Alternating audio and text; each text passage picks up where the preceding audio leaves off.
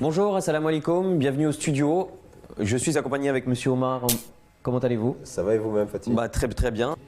Alors Monsieur Omar, aujourd'hui nous allons aborder le thème de la cigarette. Je pense qu'il y a pas mal de gens qui fument, qui doivent nous regarder.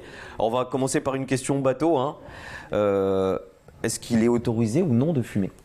En fait, comme on a déjà vu dans les précédentes émissions, l'islam émet un principe qui est un principe selon lequel chaque chose a des inconvénients et des avantages. Et lorsque les inconvénients l'emportent sur les avantages, il est mieux de l'éviter. On pense même que si à l'époque du saint prophète Mohammed, la cigarette avait été en vogue, le saint prophète l'aurait certainement interdit. Prohibé? Oui, tout à fait. Donc on part bien du principe, donc alors il y a plus d'effets négatifs que d'effets positifs, donc la cigarette serait non autorisée alors. Le Coran, encore une fois, n'a pas tranché clairement là-dessus, mais selon le principe coranique, il vaut mieux éviter une pareille pratique. Parce que concernant les intoxicants dans le Coran, c'est bien quelque chose qui est prohibé. Oui, tout à fait. On peut considérer la cigarette comme un intoxicant alors? Est-ce qu'on peut considérer la cigarette comme un intoxicant au même titre que la drogue ou de l'alcool? C'est moins fort, on va dire. Mais en tous les Pourtant, cas, ça fait plus de ravages. Je sais pas, je pense que vous voyez les chiffres en France, la cigarette fait beaucoup plus de ravages que... Oui. Au niveau sanitaire, encore une fois, au niveau sanitaire et au niveau des... oui, tout à fait, les cancers liés à la cigarette sont bien connus. Alors, donc, parlons des gens qui disent que, parce que là on est en train de parler de la cigarette, des gens qui disent que la cigarette est plus nocive, ce que je viens de vous dire, que la cigarette est beaucoup plus nocive que certaines drogues, voire même que l'alcool. Que dit l'islam en fait? Donc, si la cigarette au final, là on n'émet pas un interdit, j'ai envie de dire, concret sur la cigarette actuellement ou si? C'est un interdit de principe, on va dire. De principe, d'accord. C'est un interdit de principe. Mais comme encore une fois, le Saint-Coran, il y a un autre principe qui dit que Allah parle dans le Saint-Coran en disant que ne posez pas trop de questions sur ce qu'il a évité de parler clairement, de manière à ce que votre religion soit trop difficile à pratiquer. D'accord. Mais par principe, parce qu'aujourd'hui on voit la cigarette, c'est quelque chose qui est facile d'accès. À l'époque où la cigarette a été inventée, on ne connaissait pas tous les problèmes qui en résulté aujourd'hui. C'est aujourd'hui qu'on se rend compte qu'effectivement la cigarette est aussi nocif. Mais maintenant, si on s'en tient encore une fois au principe coranique, il est beaucoup plus sage de le mettre de côté. Parce que la cigarette a des effets sur le corps, sur les poumons, plus généralement, mais contrairement aux drogues comme l'alcool ou la drogue, elle n'a pas d'effet directement sur le cerveau. Est-ce que cela, ça peut faire une différence? Est-ce que l'islam pourrait faire une différence par rapport à cela? Encore une fois, comme je le dis, ce n'est pas un code pénal, l'islam. Contrairement à ce que certains veulent le faire croire, il y a beaucoup de no man's land et qui est laissé à la discrétion de l'individu selon sa sagesse, sa conscience, et son sens, son bon sens, qu'il devrait lui-même éviter. Mais malheureusement, ce qui se passe, c'est qu'il y a des personnes qui, malgré eux, sont tombées dans ce fléau-là. Et comme c'est quelque chose d'addictif, c'est très difficile pour certains de s'en séparer. Donc imaginez-vous si l'islam l'avait interdit au même titre que l'alcool, beaucoup plus de personnes auraient été dans une situation assez gênante. Donc, mais en tous les cas, le principe coranique, il est là. Et toute personne de bon sens et qui a la possibilité de l'éviter devrait l'éviter. Donc là, on a parlé de la cigarette classique, mais bon, maintenant on est face à de nouvelles pratiques. La chicha, par exemple, qui est très convoitée par les jeunes. Il y a aussi les petites vapettes. On vapote beaucoup maintenant. Est-ce qu'on peut faire une différence entre les deux, ou est-ce qu'au niveau de l'islam, on parle de la même chose entre la cigarette et ces nouvelles pratiques, la chicha et la cigarette électronique, par exemple? Tout ça rentre, comme je vous l'ai dit, dans la futilité, et dans une futilité qui est exacerbée, qui est utilisée à l'extrême et qui rentre finalement dans le cadre de l'interdit. Parce que quand on fait c'est quelque chose qui amène à l'addiction et qui va encourager à une addiction encore plus importante. C'est pour ça que très sagement, l'islam a émis ce principe. Et tout le monde peut le voir par lui-même que effectivement que la cigarette est inutile et qu'elle provoque plus de désagréments que d'avantages.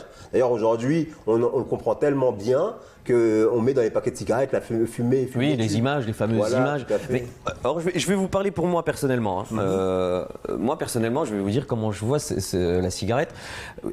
Par rapport à mes notions en islam aussi, alors pour moi, on m'a appris dans ma jeunesse que tout ce qui était nocif pour l'individu était prohibé, était interdit. Je ne sais pas après si on m'a donné les bonnes valeurs ou pas, mais c'est ce qu'on m'a appris. La cigarette pour moi est nocive pour l'homme parce que vous risquez des cancers. En plus, de créer du tort aux personnes autour de vous, parce qu'il y a le fameux tabagisme passif qui existe. Ouais.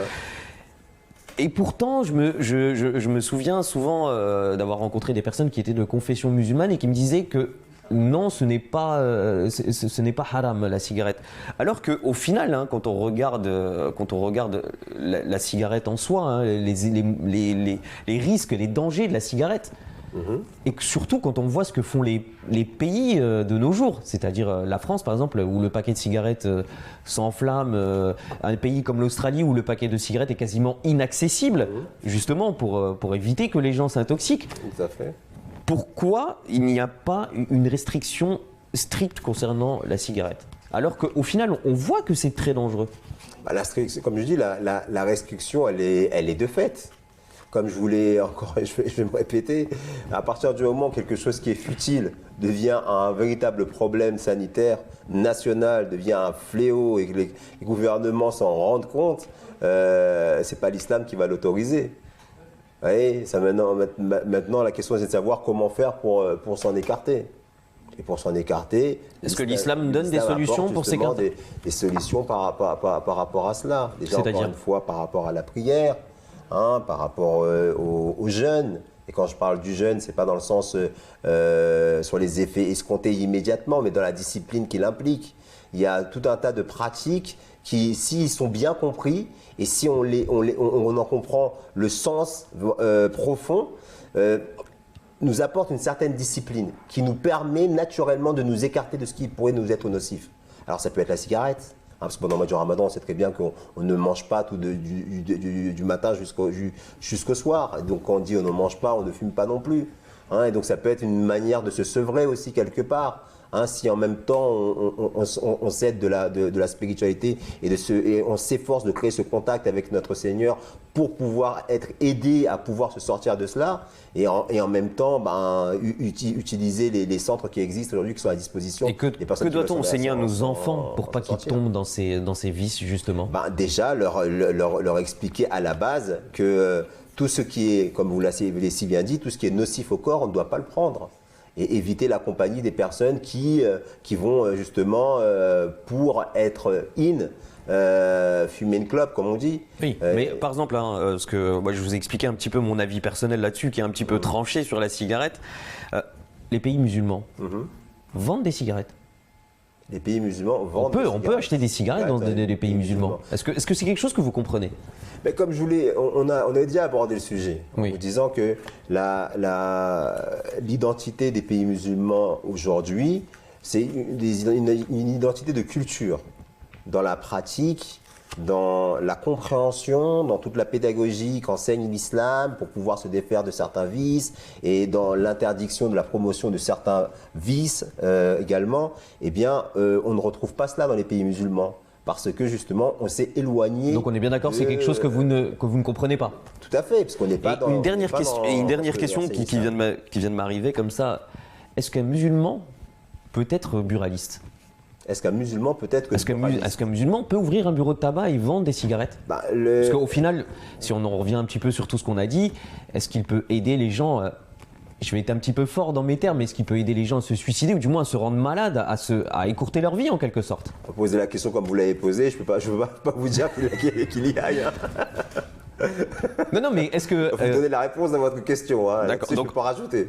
Donc pour vous un bon musulman ou un musulman...